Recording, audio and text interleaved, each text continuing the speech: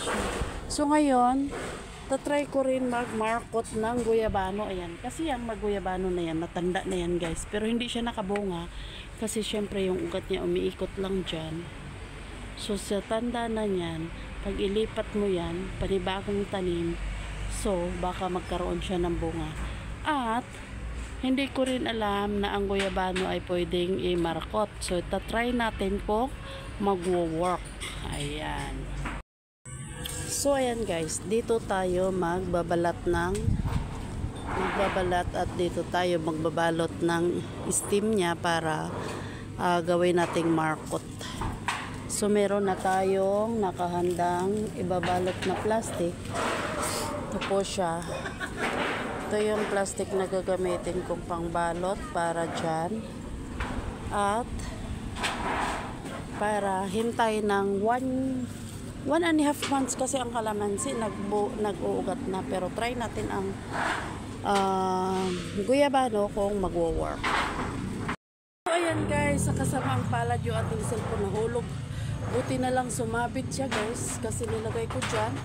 Buti na lang sumabit sa sa signage. Kung hindi, durog ang ating cellphone, wala na tayong pang-vlog. My gosh. At nakita na natin yung kutsilyo natin. Umpisa na tayo. Kasi hindi ko alam kasi kung maabutin ko saan. Kita ba ako? Para hindi. Bahala siya. Ikaw, nahulog.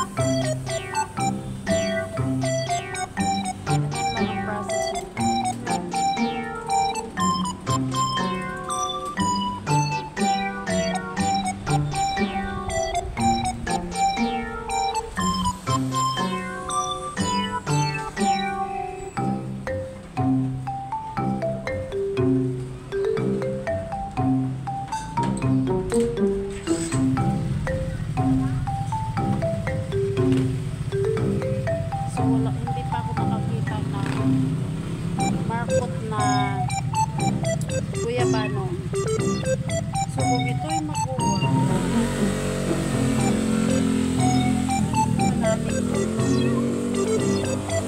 pag ito guys, successful, ibig sabihin pwede. So lang kasi ang vlog pa lang nakapag-discover. Tawag lang ugat mo. So pwede lang.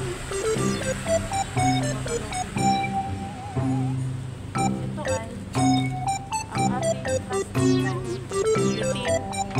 So hindi siya makikita pag nagbugang.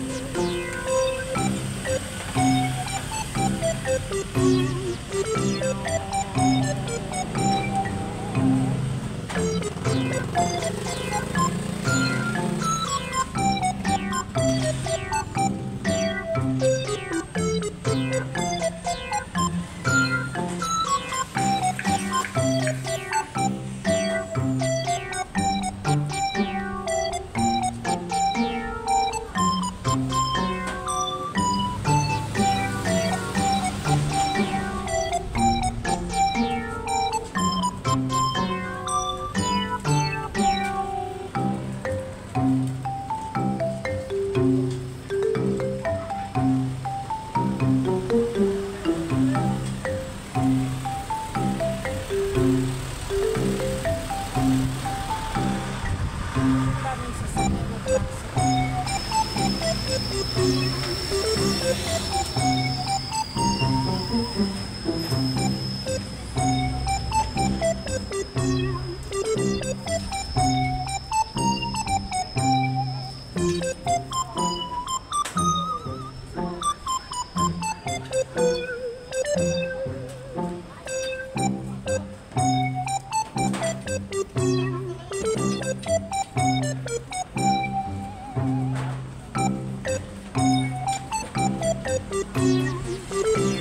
So anong days and is June 1? Tamang-tama lang ang bilang natin guys.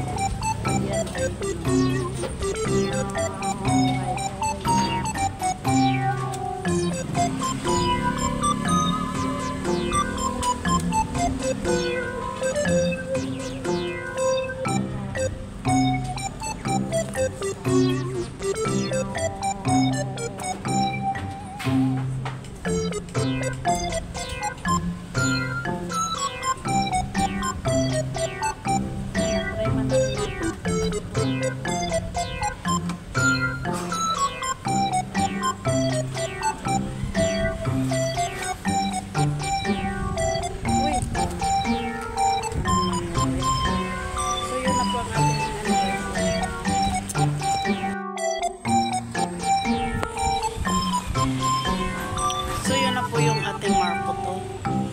nabalot na natin. So, July 1 ngayon. So, August, September na natin siya.